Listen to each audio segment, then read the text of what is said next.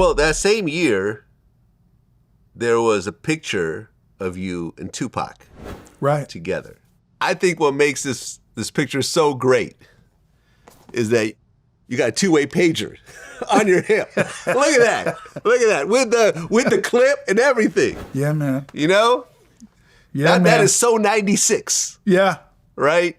My girl was checking on me. That's right. You know, if I was with Tupac, my girl's like, well, what's going down, man? Yeah, where you at? I remember I'm trying to explain, a friend of mine, she's a little bit younger, and I'm explaining to her what two-way pagers meant. I miss mine. You know what I'm saying? It was like the first time that you had a device, unless you were really rich, like a doctor or a lawyer, you know, because cell phones were too expensive back then, right? For the average person. But a two-way pager for $10 a month was the only way that someone could reach you when you're out of the house. Motorola. And you'd have to go to a payphone and call them back on the number they paged you on. Right. A weird concept now, but back then it was a big deal. Right, but think about what you just said, which is, the concept is, you get this thing that says, call me. Right, 911. But you still have to walk to a payphone. You have to walk to a payphone.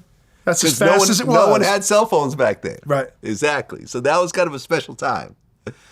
Now, was that the only time you really met Tupac?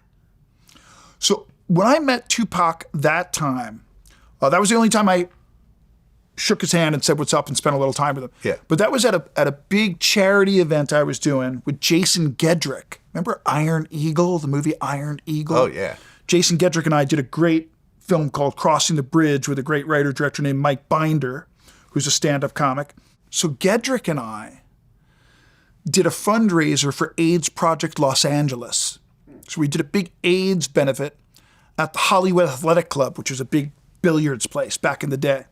So I do this AIDS benefit to raise money for charity with Gedrick, and Tupac shows up, like literally out of nowhere. Just like, hey man, Tupac's coming in to like make some noise and want to support the cause and this and that.